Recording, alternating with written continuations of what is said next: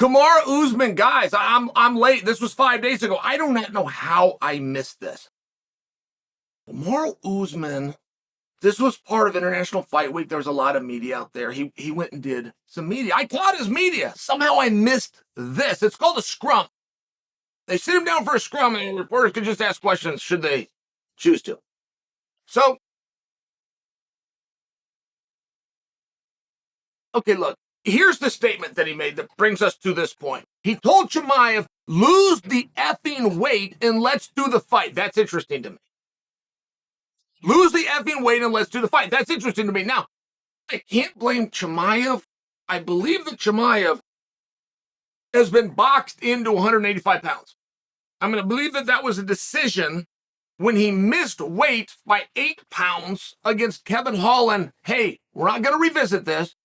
You're now a middleweight. So I don't blame Chimaev, but I am sharing for it. That's a hot statement. That's a hot statement by Usman. And it was just so good to see him. It was just so good to see Kamaru. The timeline here matters. Kamaru Usman, the athlete, the fighter, the rank guy, the contender, the champion. That is an old story. But Kamaru Usman, the entertainer, is still playing out in front of us. And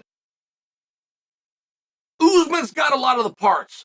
First off, he's charismatic. Second, he's charming. Third, people like him. Like, Kamaru Usman is a popular guy with the guys. He treats people nicely. Kamaru Usman came out 5 years ago. I changed studios over time. And I remember the studio I was in when I brought you this piece. I was there 5 years ago. Comes out and he says, if I was not a fighter, or moreover, when I retire from fighting, and he laid out what he was going to do. Do you guys remember? Remember what he said? He's going to be a marriage counselor. And he was not joking. And so somebody like teed him up thinking it was a joke. Like, well, you know, I got this couple and I'd like you to talk to them. And he said, okay. And it was just an intro. I'm just bringing this to you because Kamaru Usman, the entertainer, he never quite found his stride. Where am I going to go? Am I going to be the respectful guy like George St. Pierre, who I'm coming in behind, whose records I'm chasing? Am I going to do it that way? Am I going to be the trail striker? Am I going to be the intense guy? And Kamaru's brand began to build largely with the way he handled the challenge from Ben Askren, which was I accept now in this hallway right now. I heard what you said. Here you are. Here I am. Bring that same energy. I'd never heard that term before. Bring that same energy. That's a cool thing to say. And then Kamaru's always looking fly, right? He's always coming up. He's in the jackets. He's got the sunglasses on. Like, there was just parts to the entertainer that were coming through. And when you get in a position, like I'm going back, guys, I'm 5 years back, but when you get in a position like that, you are now going to be critiqued and judged differently. So you can't beat him. You can't slow his ranking. He's moved up the card. He's a man of energy. I could take that away. What are you going to do? Well, you got one way left to hurt him, which is to declare that he's boring and take those statements to the internet, right? He's anything but boring, but like, this is the game we had to play. This was the game. This is what, he's got to shake this off. So the head kick heard around the world. He goes down. And when that happened, Dana White announced that night, which is very rare. He announced that night, we're rematching these guys, we're going to get a venue, and we're going to do it in England. He didn't have the venue booked. He starts scrambling the troops. So it was like the end of a year. So it passed into the new year. And then March off the top of my head. I mean, it took a while to get to this fight. And Kamaru Usman didn't say a word. And it took about 2 months of his silence before I noticed it. And so we're leading into this fight. It didn't feel like the fight was going to happen. This is me talking, but it didn't feel like the fight. These guys weren't going after each other. And then there was 70-pounders that were saying the fight's not going to happen. Then there's a rumor, and there's a picture of Kamaru. He's got like a cast on his hand. The rumor starts that it's not going to happen. He didn't come out and dispel it. Leon didn't dispel it. The UFC didn't dispel it. It was just one of these things that I started to realize as a strategy, as a disciplinary act, Usman is laying off media. He is burying his head in the sand. He's going back old school. And he's in full training mode. And that was interesting, in my opinion, but I never heard anybody tell the story. I did my best to come out and tell it to you guys, but I didn't get support. Like, I could have used Jesse, I could have used Brendan, I could have used some guys, that were grabbing it, and we went this direction. I think people didn't know that I was right. I think they also felt, hey, this fight might not be happening. But Muhammad was real good at inserting himself. Colby Covington saying it's not going to happen.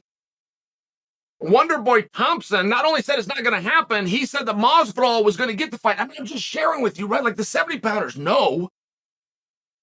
You want to get a message out, you can telephone, telegraph, or tell a fighter, because they're going to leak it. They can't keep a secret. So when the 70-pounders start talking, you say, hey, why? What's going on here? So I just showed you, if that fight got closer and closer and closer, it's finally, okay, that it is going to happen. Then it ends. And Kamaru Usman stuck to the same strategy. For whatever reason, he turned down all media. He did not say a word. And if you'll remember, when that trilogy ended and Leon came out the champion of the world, everything for Usman was on the table, including retirement. In fact, if you were to hedge a bet, that's where the odds would have been best. For a moment in time, that would have been my prediction. But we don't know, because Kamaru Usman stopped talking to us. Okay. Then it comes out, not only is he not retiring, he's going after the biggest challenge possibly that he had, right? I mean, this Chimaev thing, he's not out of left field. Middleweight or catchweight was out of left field. Chimaev versus Kamaru was discussed so many times that Dana White had to address it on the floor of a press conference at Madison Square Garden that I attended. And Dana White brought it to a halt. He said, Kamaru Usman is the #1 pound-for-pound fighter on earth. Chimaev's done 4 matches for us, and he's 24 years old. I wouldn't do it to the kid. Dana said, 4 fights before we're even having this conversation. So it was an interesting thing. Okay, it looks like they're not going to do it. And just think about the spot that would have put Kamaru in. It was not fair to do to him, right? I mean, to bring in a guy that appears to be a hammer that's got some real momentum, who's younger, who's undefeated, but there's not a lot of footage out there on him yet. Right? I mean, he's still dipping his toe. You can't really break him down and study him, but he sure as hell can study you. And it's one of those things where that risk would be so massive. And the people that Chimaev would have to leapfrog, but us, right, guys, we're the ones that did this. We're the ones that tried to make that fight happen, and we wanted it to happen too. So it couldn't happen, and the declaration by Dana himself was because Kamaru is the #1 guy in the world. He's the world champion, and Chimaev's not ready for world championship fight yet. So as soon as Kamaru's not the champion, everything opens up, and this Chimaev thing became very fascinating. And Kamaru Usman lobbied the UFC, this according to Dana. Oh, and by the way, what do I mean by that? He showed up to the office. He called everybody. He knows everyone to call. He's managed by Ali, who, if he needed to, could move a mountain. Kamaru flew into town, and he stormed the offices. I mean, that's a very fascinating thing. That has happened before, but not by champion of the world, right? Not by a top guy. Looking to find a match that everybody wants to see, to the extent that we had to finally be told no on the floor at Madison Square Garden. I mean, are you guys with me on this? This is a huge deal. So now Kamaru is still saying, hey, cut the weight, let's do the fight. Now,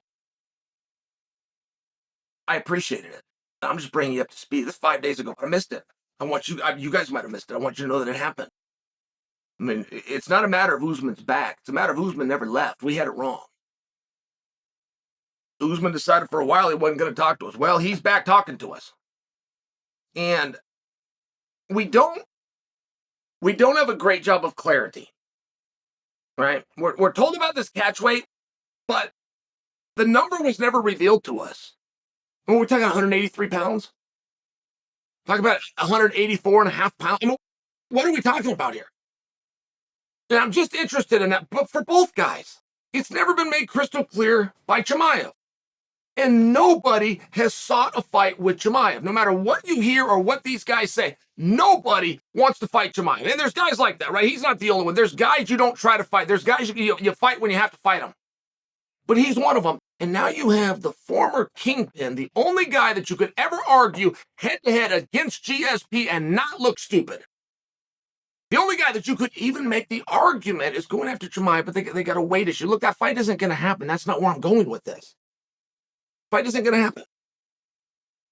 But is Usman going to stay at 170 pounds? I'm just not clear on that. I need to be told. It looks like he is. I need to be told, though. Kamaru Usman, even if you go look at him in Twitter, it's like Usman84, I think is his handle. Could be Usman _84, but it's something like this. 84, just so you know, represents kilograms, which is what he used to wrestle at, which translates to 185 pounds. And by the way, if it's Usman 85, I don't want to hear about it. I'm sharing with you. It represented in kilograms what he used to compete at when he had Olympic dreams. So 185 pounds is no problem for him. I don't know that that's the path that he's going. It's a very interesting thing because if he's at 170, you're talking about a top contender.